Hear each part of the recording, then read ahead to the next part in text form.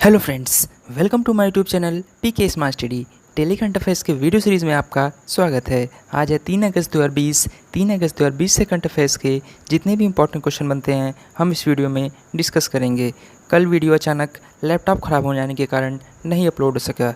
चलिए video start करते हैं। आज का पहला इंपॉर्टेंट क्वेश्चन है, हाल ही में राष्ट्रीय पर्वतारोहण दिवस कब मनाया गया? इसका सही आंसर ऑप्शन नंबर बी, 1 अगस्त को। हर साल 1 अगस्त को राष्ट्रीय पर्वतारोहण दिवस मनाया जाता है। ऐसा कहा जाता है कि इस दिन की स्थापना लेखक के बेटे बॉबी मैथ्यूज और उनके दोस्त जोस मेडिगन के सम्मान में की गई, जो न्यूयॉर्क राज्य के एडिरोडाइक पर्वत की 46 उच्च चोटियों पर सफलतापूर्वक चढ़ाई करने के लिए जाने जाते हैं।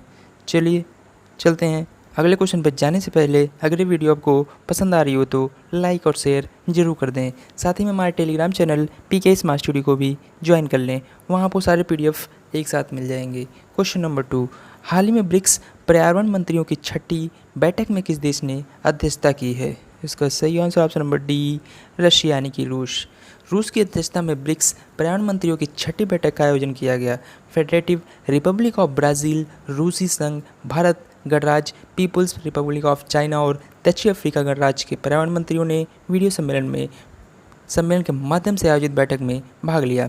बैठक ब्रिक्स वर्किंग ग्रुप की बैठक से पहले हुई थी।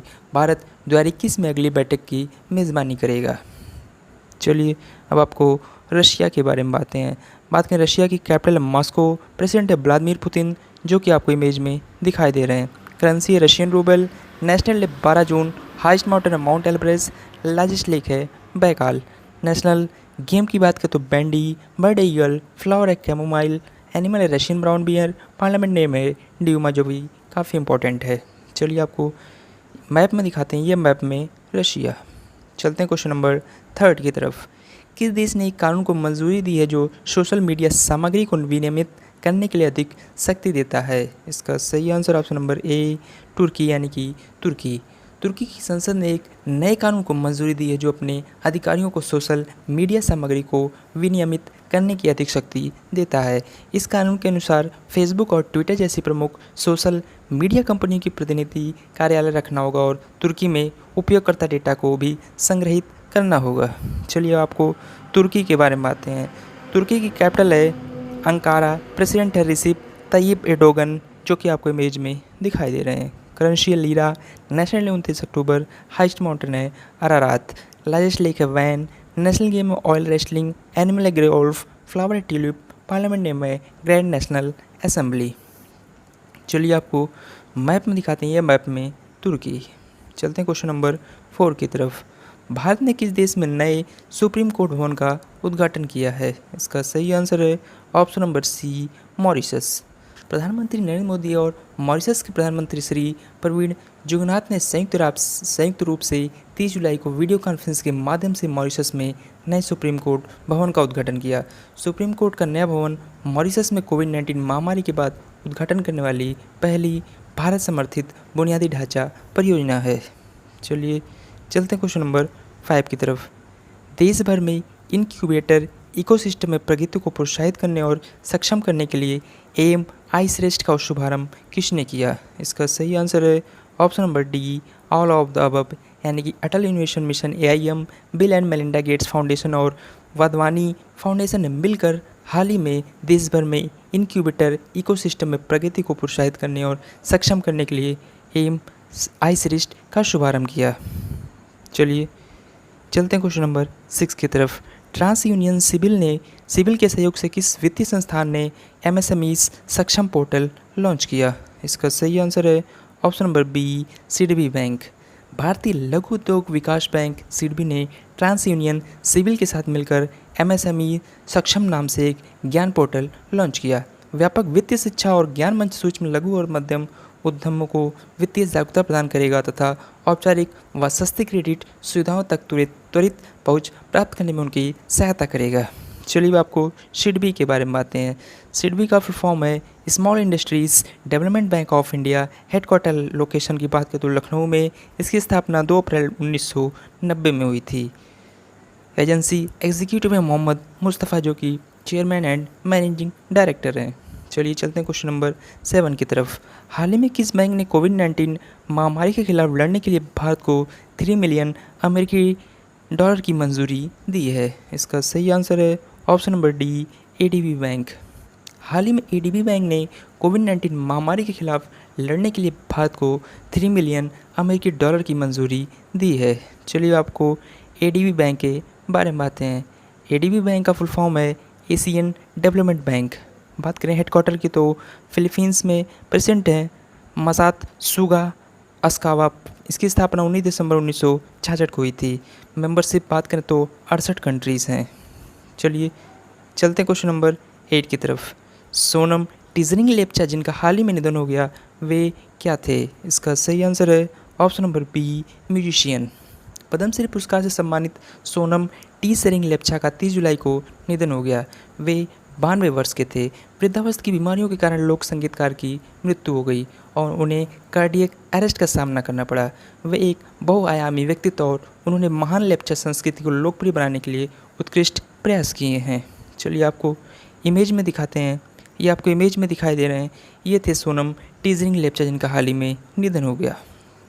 चलते हैं क्वेश्चन नंबर 9 की तरफ। हाल ही में किस राज्य का बीजापुर जिला नीति आयोग के आकांक्षी जिलों की सूची में सबसे ऊपर रहा है? इसका सही आंसर है ऑप्शन नंबर बी, छत्तीसगढ़। सरकारी थिंक टैंक नीति आयोग द्वारा छत्तीसगढ़ के बीजापुर जिले को फरवरी-जून 2020 की अवधि के दौरान समग्र डेल्टा रैंकिंग में आकांक्षी जिलों की सूची में सबसे शीर्ष स्थान दिया गया है। वहीं री भोई जो कि मेघालय और बहराइच उत्तर प्रदेश क्रमशः दूसरे और तीसरे स्थान पर रखा गया है। डेल्टा रैंकिंग 112 आकांक्षी जिलों में इस साल फरवरी-जून के दौरान स्वास्थ्य और पोषण तथा शिक्षा समेत 6 विकासात्मक क्षेत्रों में हुई प्रगति के आधार पर निर्धारित की गई है। इन क्षेत्रों में स्वास्थ्य और पोषण, शिक्षा, कृषि और जल संसाधन, वित्तीय समावेशन, कौशल विकास और बुनियादी ढांचा विकास क्षेत्र को शामिल किया गया था। चलिए चलते हैं आपको छत्तीसगढ़ के बारे में बातें हैं। छत्तीसगढ़ का गठन 1 नवंबर 2000 को हुआ था। वर्तमान मुख्यमंत्री श्री भूपेश बघेल जो कि आपको इमेज में दिखाई दे रहे हैं। Governor Sushri Anusuiya, capital Raipur, first CM Ajit Jogi, first governor DN Sahay. Lok Sabha seat 11, Rajya Sabha seat 5, total district है 27। चित्रकूट वाटरफॉल्स जो कि इंद्रावती रिवर के किनारे है जो कि छत्तीसगढ़ में ही है। छत्तीसगढ़ का हाई कोर्ट छत्तीसगढ़ में है। चीफ जस्टिस हैं PR Ramachandran Menon ji. State tree sal Chhattisgarh का पुराना नाम Dakshin Kaushal. Ancient wild buffalo. State bird है पहाड़ी मैना। मेन फेस्टिवल है पोला, दिवाली, गोवर्धन पूजा। रिवर है गोदावरी, महानदी। स्टेट डांस है पंथी। डैम से दूधवा, सागर और राबो। नेशनल पार्क है इंद्रावती। चलिए आपको मैप में दिखाते हैं। ये मैप में छत्तीसगढ़। चलते हैं क्वेश्चन नंबर 10 की तरफ। किस व्यापार संघ ने ईज ऑफ डूइंग बिजनेस पर राष्ट्रीय डिजिटल सम्मेलन का आयोजन किया? इसका सही आंसर है ऑप्शन नंबर सी, सीआईआई।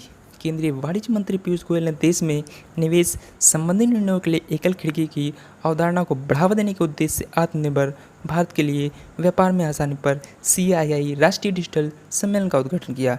मंत्री ने यह संकल्प व्यक्त किया कि सरकार अगले 5 वर्षों में देश को ऑप्टिक फाइबर से कवर करने के लिए प्रतिबद्ध है।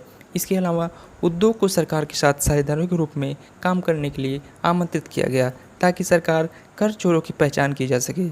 सरकार देश में नीतिगत उपायों के सरलीकरण के बारे में उद्योग से प्रतिक्रिया के लिए प्राप्त करने के लिए तैयार है। चलिए चलते हैं क्वेश्चन नंबर 11 की तरफ। हाल ही में किस राज्यसभा सांसद और पूर्व सपा नेता का निधन हो गया? इसका सही आंसर है option number D, Amar Singh. Rajya Sabha सांसद और समाजवादी पार्टी के पूर्व नेता अमर सिंह का निधन हो गया। पिछले कुछ महीनों से उनका इलाज सिंगापुर के एक अस्पताल में चल रहा था। अमर सिंह की बात करें तो समाजवादी पार्टी के महासचिव थे जिन्हें 2 फरवरी 2010 को मुख्यमंत्री मुलायम सिंह यादव द्वारा पार्टी से निष्कासित कर दिया गया था। हालांकि साल 2016 में उनकी फिर से समाजवादी पार्टी में वापसी हुई और वे समाजवादी पार्टी के समर्थन से साल 2016 में राज्यसभा के लिए चुने गए थे, जिसके बाद उन्हें अक्टूबर 2016 में फिर से पार्टी का महासचिव बनाया गया था। चलिए आपको इमेज में दिखाते हैं। ये आपको इमेज में दिखाई दे रहे हैं। ये थे अमर सिंह जी। चलते हैं क्वेश्चन नंबर 12 की तरफ। हाल ही में किस राज्य में 1 सितंबर से धार्मिक स्थल खोलने की घोषणा की है? इसका सही आंसर है option number D, Rajasthan. Rajasthan सरकार ने राज्य में 1 सितंबर से धार्मिक स्थल खोलने की घोषणा कर दी है। गृह विभाग कोरोना वायरस महामारी को देखते हुए इसके लिए अलग से दिशा निर्देश जारी करेगा। मुख्यमंत्री अशोक गहलोत ने निर्देश दिया है कि सभी जिलाधिकारी सामाजिक दूरी समेत अन्य नियमों का पालन सुनिश्चित करते हुए धार्मिक स्थलों को खोले जाने के लिए अभी से तैयारी शुरू कर दें। चलिए आपको राजस्थान के बारे में बातें हैं। राजस्थान का गठन 1 नवंबर 1956 को हुआ था। वर्तमान मुख्यमंत्री हैं श्री अशोक गहलोत, जो कि आपको इमेज में दिखाई दे रहे हैं। Governor Shri Kalraj Mishra, capital Jaipur, first CM Hiralal Shastri, first governor Gurmukh Nihal Singh. Lok Sabha seat 25, Rajya Sabha seat 10, total district है 33। राजस्थान का हाई कोर्ट राजस्थान में है। चीफ जस्टिस हैं इंद्रजीत महांती जी। स्टेट ट्री है केजरी, फ्लावर है रोइडा, एनिमल है चिंकार एंड कैमल, स्टेट बर्ड है गोदावन, स्टेट डांस है घूमर। चलिए आपको मैप में दिखाते हैं, ये मैप में राजस्थान। चलिए चलते हैं क्वेश्चन नंबर 13 की तरफ। दिल्ली सरकार ने डीजल पर वैट की दर को 30% से घटाकर कितने फीसदी करने का फैसला किया है? इसका सही आंसर ऑप्शन नंबर बी 16.75%, यानी कि दिल्ली सरकार ने डीजल पर वैट की दर को 30% से घटाकर 16.75% करने का फैसला किया है। इससे राजधानी में डीजल की कीमत 8.36 रुपये प्रति लीटर सस्ती हो गई है। दिल्ली के मुख्यमंत्री अरविंद केजरीवाल ने कहा कि इस कटौती के बाद दिल्ली में अब डीजल का दाम 82 रुपये प्रति लीटर से घटकर 73.64 यानी कि 73.64 प्रति लीटर रह जाएगा। चलिए आपको दिल्ली के बारे में बताते हैं। दिल्ली का गठन 1911 में हुआ था। वर्तमान मुख्यमंत्री श्री अरविंद केजरीवाल, जो कि आपको इमेज में दिखाई दे रहे हैं। उपराज्यपाल हैं Shri Anil Baijal ji, first CM Chaudhary Prakash, first lieutenant governor Adityanath Jha, first lady CM Sushma Swaraj. Lok Sabha seat 7, total district है 11। दिल्ली का हाई कोर्ट दिल्ली में है। चीफ जस्टिस हैं धीरूभाई नारायण भाई पटेल जी। इंदिरा गांधी नेशनल एयरपोर्ट की बात करें तो विजय निंदा साउथ एशिया। लोटस टेम्पल जो कि दिल्ली में ही है। कुतुब मीनार की बात करें तो वो भी दिल्ली में, जो कि वर्ल्ड्स टॉलेस्ट ब्रिक मीनार के रूप में जाना जाता है। मेन रिवर है दिल्ली का यमुना। चलिए आपको मैप में दिखाते हैं, ये मैप में दिल्ली। चलते हैं क्वेश्चन नंबर 14 की तरफ। भारतीय मानक व्यवस्था के तहत भारत ने मार्च 2021 तक कितनी वस्तुओं को शामिल करने की घोषणा की है? इसका सही आंसर है ऑप्शन नंबर ए 371 श्रेणियों को, यानी कि 371 कैटेगरीज। भारत ने मार्च 2021 तक अनिवार्य रूप से भारतीय मानक व्यवस्था के तहत लगभग 371 श्रेणियों की वस्तुओं को शामिल करने का फैसला किया है। इन वस्तुओं में उपभोक्ता इलेक्ट्रॉनिक्स, खिलौने, कागज, ग्लास, रबड़ का सामान, भारी मशीनरी, स्टील बार और स्टील ट्यूब शामिल हैं। इनमें से अधिकांश आइटम जो भारत ने अपनी गुणवत्ता प्रतिबंध व्यवस्था के तहत शामिल करने की योजना बनाई है, वे बड़े पैमाने पर चीन से आयात किए जाते हैं। इस कदम से विभिन्न अमानक वस्तुओं के आयात पर अंकुश लगेगा। चलिए चलते हैं आज के लास्ट क्वेश्चन की तरफ। हरे कृष्ण ने बाइल इंटरनेशनल चेस फेस्टिवल में कौन सा स्थान हासिल किया है? इसका सही आंसर है ऑप्शन नंबर ए दूसरा स्थान। भारतीय ग्रैंड मास्टर पी हरिकृष्णा ने स्विट्जरलैंड में आयोजित 53वें बाइल इंटरनेशनल चेस फेस्टिवल के रैपिड सेक्शन में दूसरा स्थान हासिल कर लिया है। वर्ल्ड में 26 नंबर काबिज खिलाड़ी ने शीर्ष पर रहने वाले पोलैंड के राडोस्लाव वोजडासिक की तुलना में 10 अंक कम हासिल किए। इससे पहले भारतीय ग्रैंड मास्टर 5.5 अंक के साथ एसेंटस चेस 960 टूर्नामेंट में शीर्ष पर रहे थे। चलिए आपको इमेज में दिखाते हैं, ये आपको इमेज में दिखाई दे रहे हैं, ये हैं भारतीय ग्रैंड मास्टर पी हरिकृष्णा। चलिए चलते हैं आज के 3 अगस्त के इतिहास में हुए घटनाओं के बारे में बताते हैं।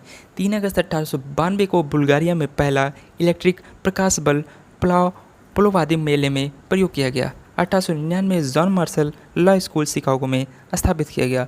1900 में फायरस्टोन टायर एंड रबड़ कंपनी की स्थापना हुई थी। 1914 में आज ही के दिन प्रथम विश्व युद्ध के दौरान जर्मनी ने फ्रांस के खिलाफ युद्ध की घोषणा की थी। 1970 में संयुक्त राज्य अमेरिका की सीनेट की सुनवाई परियोजना MK अल्ट्रा पर आयोजित की गई। 2000 की बात करें तो ब्रिटेन की क्वीन मदर द्वारा अपनी 100वीं वर्षगांठ मनाई गई। 2001 में हैनी हैथवे अभिनीत द प्रिंसेस डायरीज पहली फिल्म आज ही के दिन जारी की गया। 2004 में अमेरिकी अंतरिक्ष यान मैसेंजर बुध ग्रह के लिए रवाना हुआ। 2006 में संयुक्त राज्य अमेरिका ने कहा कि भारत को यूरेनियम संवर्धन में सहायता नहीं देगा। 2007 में इंटरनेशनल स्पेस स्टेशन के लिए रवाना हुए रूसी अंतरिक्ष यान प्रोग्रेस M61 सफलतापूर्वक अपनी कक्षा में पहुंच गया।